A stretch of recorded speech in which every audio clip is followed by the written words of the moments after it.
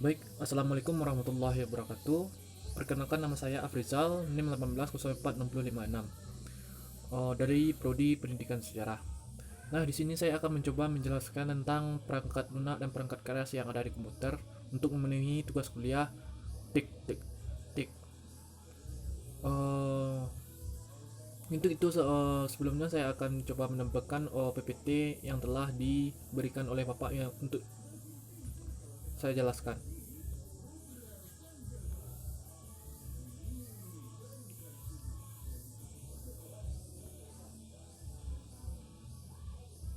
Nah, yang pertama kita itu berangkat dari definisi komputer ya.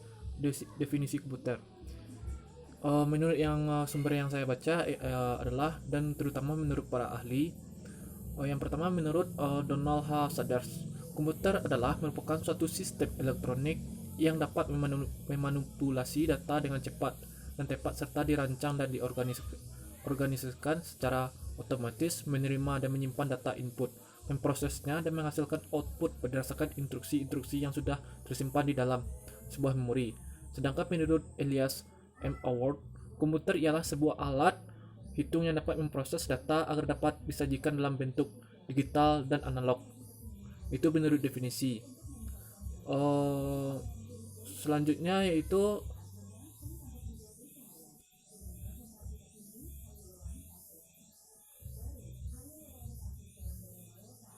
selanjutnya itu klasifikasi komputer. Nah, berdasarkan jenis yang data yang diolah, yang pertama itu komputer analog atau komputer yang menggunakan data kualitatif atau bersifat kalimat. Komputer analog adalah komputer yang digunakan untuk mengolah data kualitatif, bekerja secara kontinu dan paralel. Komputer jenis ini biasanya tidak memerlukan bahasa perantara. Contohnya, komputer ini adalah komputer yang digunakan untuk mengukur suhu, kecepatan, suara, dan voltage listrik. Yang kedua itu komputer digital. Komputer digital adalah komputer yang digunakan untuk mengolah data kuantitatif seperti huruf, angka, kombinasi huruf dan angka, serta karakter khusus. Biasanya komputer ini memerlukan bahasa perantara. Salah satu contoh dari komputer digital adalah personal komputer.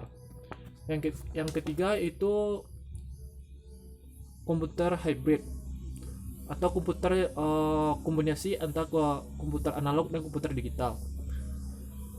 Komputer hybrid jenis komputer yang diperuntukkan pengolahan data yang sifatnya naik kuantitatif maupun kualitatif, atau dengan istilah lain menggabungkan kemampuan digital dengan analog. Dengan perkataan lain, kuantitatif yang diolah menghasilkan data kualitatifnya dan sebaliknya. Selanjutnya yaitu berdasarkan kemampuan komputer. Ya, yang pertama itu komputer berskala kecil adalah jenis komputer yang hanya mampu melakukan proses pengolahan data dalam kategori skala kecil. Contohnya komputer semacam ini adalah mikrokomputer yang biasanya hanya bisa dipakai untuk perorangan atau satu orang saja untuk setiap hari. Perangkat-perangkat yang termasuk dalam golongan mikrokomputer antara lain yaitu PC, seperti desktop, laptop, server maupun tablet atau UMPC seperti ponsel, smartphone dan lain-lainnya. Yang kedua itu komputer skala menengah. Ya, komputer skala menengah adalah komputer yang mampu melakukan proses pengolahan data dan skala menengah, yaitu skala yang lebih besar dari komputer skala kecil. Contoh komputer yang masuk kategori ini adalah mini komputer. Komputer ini biasanya melayani pengguna melalui DOM terminal.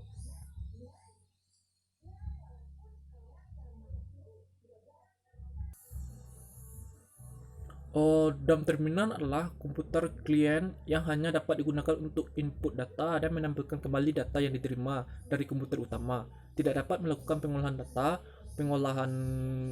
data yang bersifat sepenuhnya bergantung kepada komputer utama atau server. Yang ketiga itu komputer berskala besar. Adalah komputer yang mampu melakukan proses pengolahan data skala besar, yaitu skala dari komputer tersebut yang medium. Contohnya komputer yang termasuk dalam kategori ini adalah komputer mainframe. Komputer mainframe dapat diakses beramai-ramai pada suatu saat secara bersamaan. Komputer ini didesain mampu mengolah data sejumlah besar dan menyelesaikan perhitungan-perhitungan yang sangat rumit. Salah satunya komputer mainframe adalah IBM Enterprise AC-12. Selanjutnya yaitu berdasarkan ukuran fisik. Yang pertama komputer mini.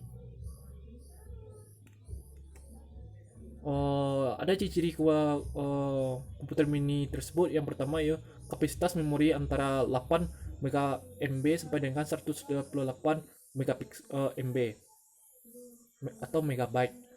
Yang kedua itu menggunakan register 8 bit, 16 bit, 32 bit, dan 64 bit. Bersifat multi-user, yaitu sebuah komputer mini dapat digunakan bersama-sama oleh banyak pemakai. Selanjutnya itu yang dalam PPT itu komputer mikro. Ciri-ciri komputer mikro ini yang pertama yaitu disebut personal atau komputer PC. Kapasitas memorinya 16 KB sampai dengan 1 MB atau megabyte. Menggunakan register 8 bit, 16 bit, dan 32 bit. Umumnya digunakan untuk single user.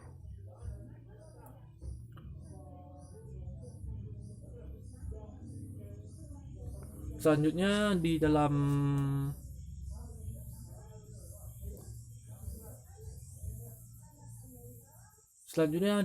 PPT yang bisa saya jelaskan yaitu konfigurasi komputer. Komputer terbagi menjadi 3 yaitu hardware, software, dan firmware atau perangkat keras, lunak, dan perangkat pikir. Nah, di sini saya akan mencoba membahas tentang yang pertama dulu yaitu hardware atau perangkat keras, perangkat dalam bentuk fisik yang menjalankan sistem komputer. Artinya, hardware atau yang lebih dikenal dengan sebutan perangkat keras adalah semua jenis komponen yang ada pada komputer yang mana bagian fisiknya dapat terlihat secara kasat mata atau dapat dirasakan secara langsung. Jadi bisa kita katakan adalah hardware itu peralatan fisik komputer yang berguna untuk melakukan proses input atau output dan pemrosesan data-data yang ingin kita lakukan pemrosesan. Selanjutnya yaitu jenis hardware yang saya tahu yaitu yang pertama yaitu perangkat input. Suatu jenis hardware yang berguna untuk memasukkan informasi maupun data baik itu dalam bentuk video, teks, gambar, audio, dan lainnya ke dalam sebuah komputer. Yang kedua yaitu mouse, merupakan salah satu jenis hardware yang berfungsi untuk menggerakkan kursor yang ada di layar komputer. Selain itu, dengan menggunakan mouse, user juga akan lebih mudah kita kendalikan dalam menu apa yang saja yang kita inginkan pada komputer. Selanjutnya yaitu keyboard. Seperti yang kita ketahui bahwa berfungsi untuk membantu pengguna dalam memasukkan angka, simbol, huruf ke dalam komputer. Yang keempat yaitu scanner. Scanner ini berguna untuk mengubah dokumen dari hard copy menjadi soft copy. Jenis hard copy yaitu ini umumnya sangat penting untuk digunakan. Pasalnya ada banyak orang yang memerlukan untuk mengarsipkan dokumen-dokumen yang penting dengan adanya tanda tangan dan stempel. Selanjutnya yaitu perangkat output.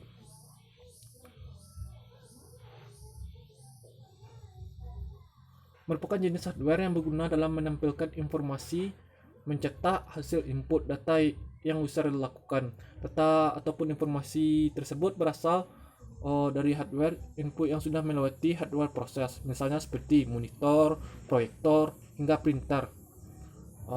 Selanjutnya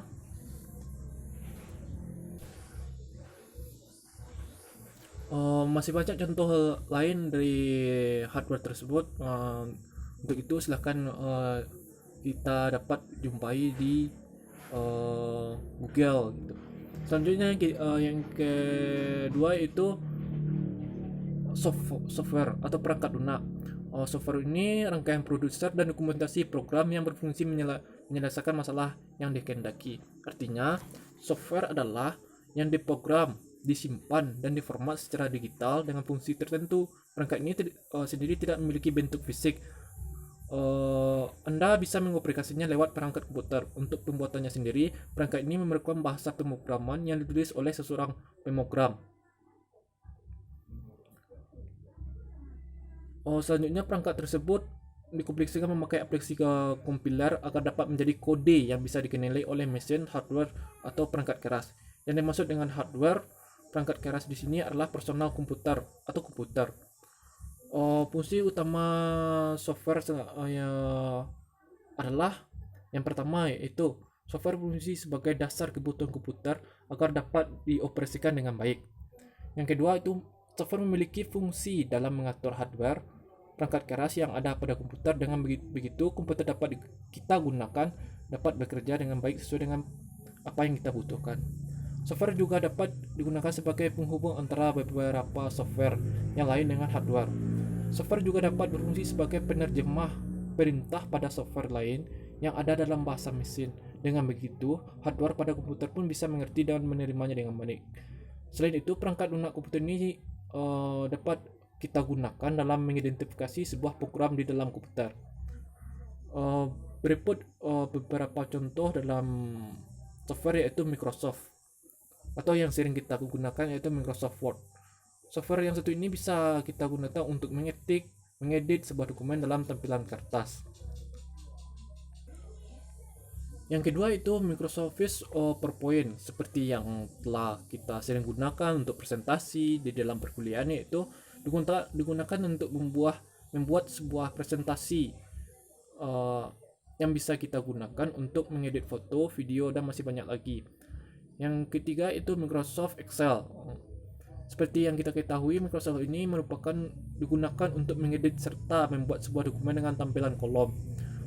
Selanjutnya itu yang Mozilla Firefox, yang berguna sebagai peramban web lintas platform bebas dengan sumber terbuka. Itu yang dapat saya jelaskan pada PPT yang diberikan ini. Terlebih dan kurang saya mohon maaf. Assalamualaikum warahmatullahi wabarakatuh.